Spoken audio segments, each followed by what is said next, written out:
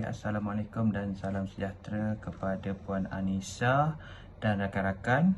Saya Eddie Azran bin Muhammad Anafi 268332 dan rakan-rakan kumpulan saya ialah Rainuka anak perempuan Muniandi 268628, Kokilawani anak perempuan Sanggaran 268386, Bidayah binti Abbas 268739 dan Muhammad Hafizi bin Luqman 259966.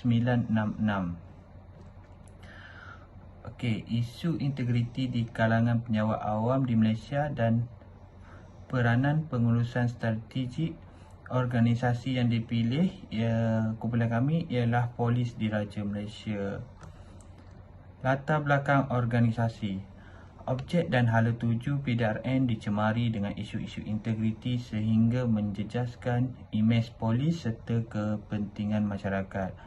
Walaupun kes jenayah semakin kurang mudah diselesaikan, tetapi kewujudan isu integriti ini mengancam kredibiliti keseluruhan PDRM.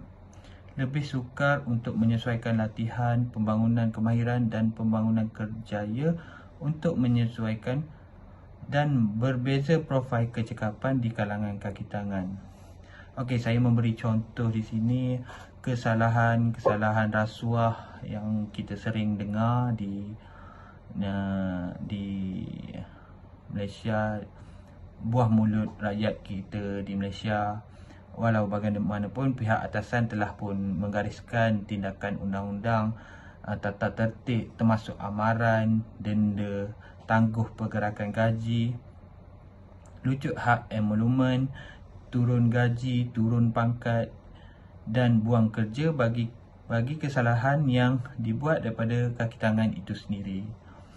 Okey, kita pergi kepada permasalahan komunikasi yang dikenal pasti di organisasi PDRM. Integriti sangat berkait rapat dengan kecemerlangan. Seorang penjawat awam yang menjalankan tugasnya berintegriti akan mencapai kecemerlangan. Apabila penjawat awam berperanan penting dalam melaksanakan tugas-tugas, dia akan menghasilkan tugas yang berkualiti. Tugas dapat dilaksanakan dengan cekap dan cepat dan perkhidmatan yang diberikan kepada pelanggan dilaksanakan dengan baik dan sopan. Integriti melakukan perkara yang betul apabila tidak ada terlibat secara langsung.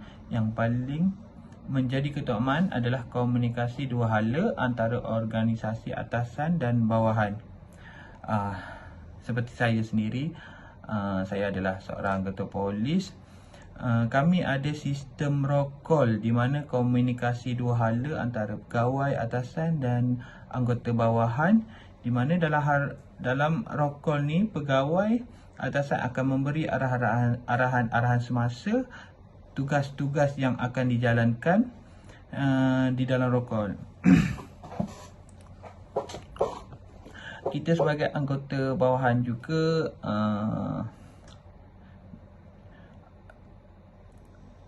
diberi peluang untuk memberi idea, kreativiti, ketidakpuasan hati dan apa jua berkaitan dengan kerja. Itulah daripada saya. Sekian, terima kasih. Saya Bidayah 268739 akan menerangkan kajian literatur Sektor Awam Malaysia. Sektor Awam Malaysia sebelum ini dikenali sebagai Perkhidmatan Awam Malaysia iaitu MSC. Ia terbagi kepada 3 peringkat kerajaan iaitu Kerajaan Persekutuan, Kerajaan Negeri dan Kerajaan Tempatan. Pengurusan organisasi sektor awam telah melalui perubahan ketara yang bertujuan memberikan perkhidmatan yang lebih baik dari segi kecekapan dan keberkesanan ini disebabkan oleh kemunculan ekonomi global, kemajuan dalam teknologi, peningkatan permintaan masyarakat dan keperluan untuk menyediakan lebih banyak perkhidmatan sosial dengan lebih sedikit sumber, menunjukkan bahawa peranan pengurus kerajaan menjadi lebih mencabar berbanding sebelum ini. Memandangkan ini baru permintaan, kajian telah mencadangkan pendekatan yang digunakan dalam sektor swasta untuk digunakan dalam sektor awam dalam meningkatkan kecekapan dan keberkesanan prestasinya. Permintaan untuk penambahbaikan dalam penyediaan perkhidmatan oleh penerima perkhidmatan awam ini menandakan tekanan yang berbeza dan kuat untuk perubahan. Selepas itu, banyak organisasi sektor awam di seluruh dunia dan di seluruh dunia menumpukan masa, wang dan perhatian untuk memuaskan hati jangkaan pelbagai pihak berkepentingan melalui penerapan teknik dan proses pengurusan sektor swasta. Ketua organisasi sektor awam dicabar untuk memberi penekanan yang tinggi terhadap strategi fokus untuk pelanggan dalam menyampaikan perkhidmatan kepada pihak berkepentingan mereka. Matlamatnya adalah untuk menunjukkan bahawa terdapat peningkatan dalam prestasi dan matlamat dan objektif sedang dicapai. Oleh itu, pengurusan strategi yang diamalkan oleh sektor swasta diguna pakai dalam sektor awam supaya ia dapat mengurangkan isu ini dalam PDRM dan mana-mana organisasi awam. Terusnya, sistem integriti. Integriti merujuk kepada sejauh mana pemegang amanah dianggap mematuhi satu set prinsip yang boleh diterima. Mayat ETR 1995, ia juga merupakan penunjuk kognitif kepercayaan dan menyumbang kepada kepercayaan berasaskan kognisi. Dex Ferins 2001. YETR 1998 menunjukkan bahawa integriti difikirkan sebagai persepsi pekerja terhadap mereka, corak penjajaran perkataan, pembuatan, pengurusan dan membentuk asas hubungan saling percaya antara pemimpin dan pengikut. Aulish 2011 pula menyatakan isu integriti dalam pentadbiran awam biasanya berkaitan dengan cara menangani rasuah, salah laku serta penyelewengan dengan niat untuk mewujudkan budaya beretika tingkah laku di kalangan semua peserta dalam bidang pentadbiran politik. Malah isu kualiti perkhidmatan awam juga sangat berkaitan dengan integriti awam. Sebabnya adalah kerana yang integriti awam itu sendiri bertindak sebagai penunjuk ke arah kualiti bertindak mengikut nilai moral, norma dan peraturan yang diterima oleh politik dan badan awam. Dalam usaha Malaysia menjadi negara yang tinggi pendapatan dan negara maju bagi memenuhi jangkaan wawasan 2020, perkhidmatan awam Malaysia terus mentakrifkan semula dirinya masa yang mencabar melalui pelaksanaan pelbagai program seperti Satu Malaysia, Sektor Awam Malaysia secara berterusan bekerjasama dalam mempromosikan integriti dalam sektor awam Malaysia. Sejak 2 dekad yang lalu, kerajaan telah melaksanakan Perdana Menteri Arahan yang bertujuan untuk meningkatkan integriti pengurusan dalam pentadbiran kerajaan melalui penubuhan jawatan kuasa, pengurusan integriti semua kementerian, jabatan dan agensi kerajaan persekutuan sebagai serta kerajaan negeri ke arah memperkukuh integriti. Manakala pada tahun 2008, NIP telah diperkenalkan dengan objektif keseluruhan untuk memenuhi cabaran keempat wawasan 2020 secara objektif untuk mewujudkan sepenuhnya moral dan masyarakat yang beretika yang warganya kukuh dalam nilai agama dan kerohanian serta disemai dengan etika tertinggi piawaian. Seterusnya, peranan baharu untuk kawalan, mengimbangi autonomi dan hala tuju. Sinom 7 telah mengenal pasti 4 tuas pelengkap atau mod kawalan. Pertama, kawalan reflektif atau integratif melalui perhatian kepada minat, nilai dan kepercayaan bersama. Ini adalah cara utama pengaruh yang disediakan oleh kepimpinan. Kedua, kawalan awalan melalui spesifikasi dan penguatkuasaan sepadan, imperatif dan larangan. Organisasi yang berjaya cenderung untuk menyatakan secara eksplisit tingkah laku yang tidak boleh diterima dan berusaha untuk mengukuhkan ini dalam fikiran kaki tangan dengan tindakan pantas dan tertentu terhadap penderhaka. Seterusnya, kawalan diagnostik melalui penjelasan sasaran dan pemantauan pencapaian mereka. Kebanyakan sistem maklumat pengurusan kewangan, output dan proses menyokong diagnostik kawalan. Seterusnya, kawalan interaktif melalui dialog terbuka yang ditujukan untuk menyesuaikan strategi sebagai acara terungkap masa depan. Yang wujud dalam hal ini ialah tanggapan strategi bukan sebagai satu rancangan tetapi sebagai aliran keputusan adaptif. Salam sejahtera. Saya Rinuka anak perempuan Muniandi, nombor matrik 268628, ingin menerangkan mengenai pengurusan strategik yang relevan dalam pencapaian integriti di PDRM.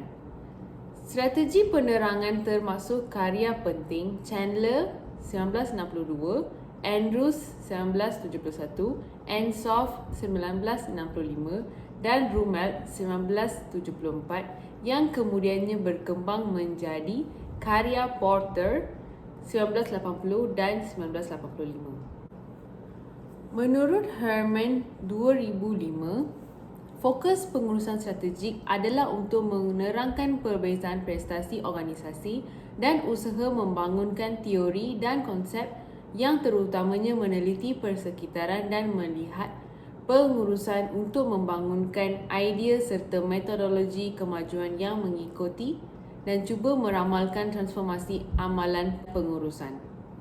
Dalam arah ini, kebanyakan penyelidikan strategi cenderung untuk mengkaji kandungan strategi dan hubungan antara jenis strategi tertentu dan prestasi organisasi dalam pasaran.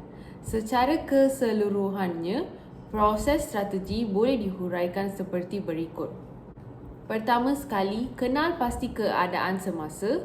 Yang kedua, kenal pasti wawasan negara, misi dan objektif. Yang ketiga, pelaksanaan strategi. Yang keempat, rumusan daripada strategi. Dan yang terakhir, pemantauan dan penilaian. Pengurusan strategi dari segi dasar pula meliputi perancangan dasar dalam sesebuah organisasi sektor awam seperti PDRM adalah di mana pegawai polis yang berada di jawatan kepimpinan dalam organisasi perlu memberi arahan kepada orang bawahan dan membimbing serta memimpin mereka ke arah yang betul. Apabila mereka meningkatkan kemahiran komunikasi mereka, barulah mereka akan dapat menjalankan tugas mereka dengan baik. Strategi penyampaian mesej dalam bentuk pemberitahuan kurang mendapat perhatian dan kesedaran dalam kalangan pegawai polis kerana pegawai tersebut tidak mendengar nada suara pucuk pimpinan dan mungkin mesej tersebut tidak dibaca sepenuhnya. Di dalam organisasi PDRM, terdapat beberapa fungsi yang perlu dilakukan oleh pegawai polis. Ini termasuk penguatkuasaan, undang-undang, mengawal dan membanteras jenayah, mengawal keselamatan negara, keamanan negara dan sebagainya. Menurut buku panduan NIP 2004, integriti adalah kualiti kecemerlangan yang ditunjukkan secara holistik dan berintegriti pada individu dan organisasi. Dalam pengertian khusus, integriti dalam perkhidmatan awam bermaksud pematuhan nilai kompetensi dan komitmen. Kepercayaan dalam perkhidmatan awam pasti merupakan bahagian yang tidak terpisahkan dari NIP.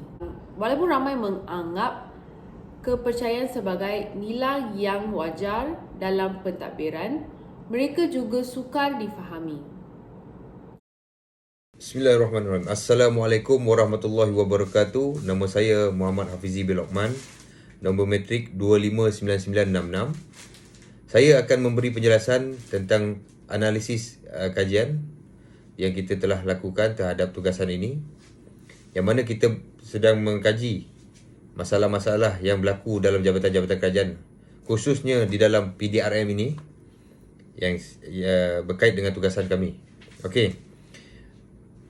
Kami telah meneliti beberapa perkara yang menjadi punca datangnya masalah-masalah di dalam jabatan PDRM ini.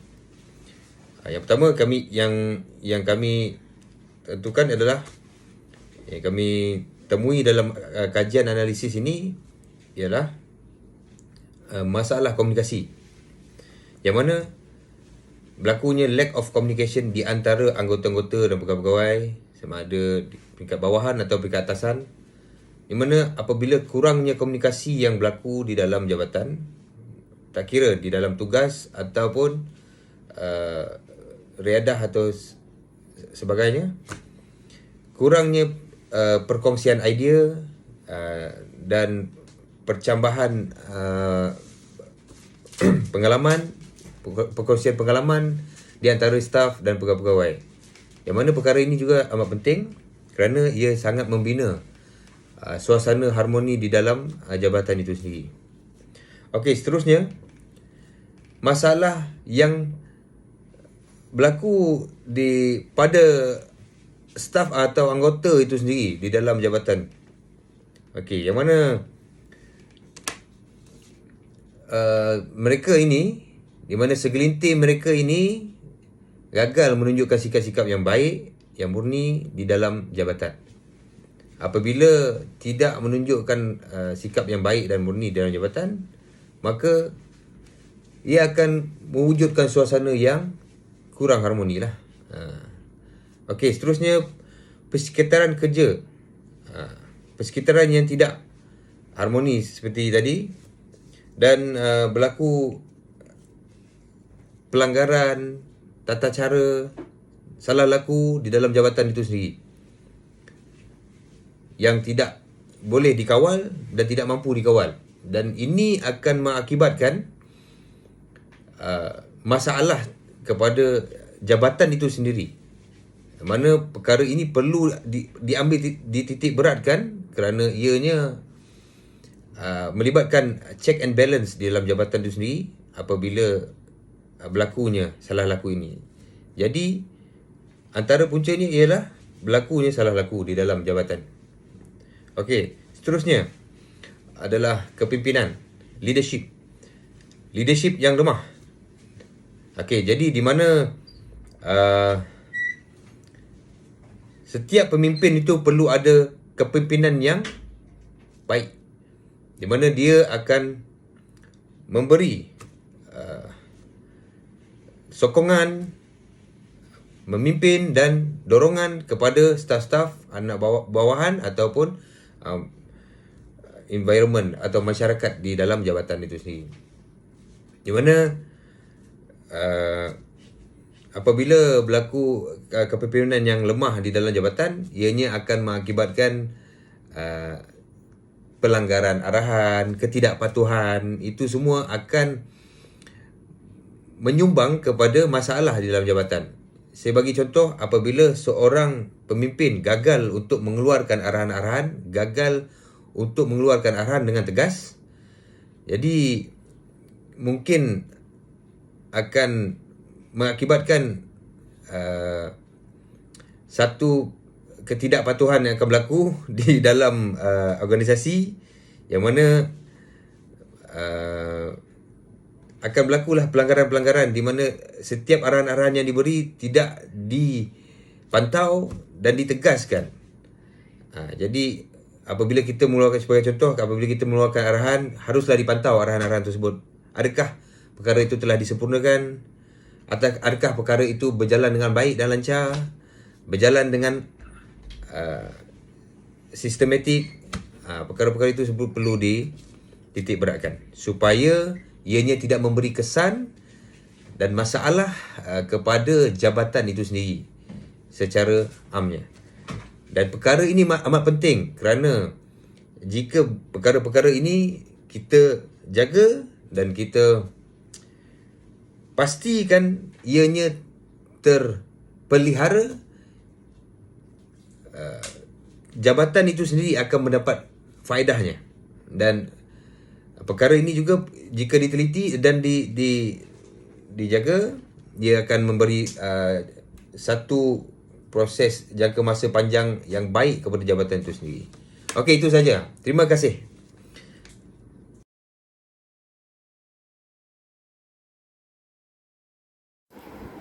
Baik, seterusnya ialah cadangan atau penambahbaikan. Cadangan pertama ialah galakan berkomunikasi.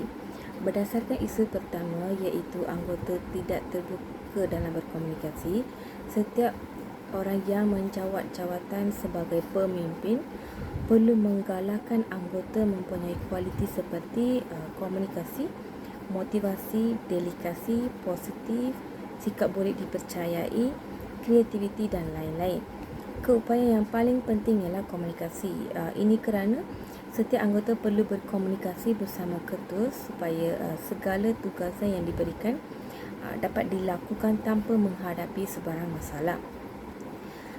Selain itu, seseorang ketua juga perlu berkomunikasi dengan mereka untuk memutuskan sesuatu keputusan yang telah dibincangkan oleh pegawai bawahan. Komunikasi antara ketua dengan bawahan bukan sekadar menyampaikan dan memberi arahan. Ia juga untuk menyelesaikan masalah antara ketua dan pengikutnya.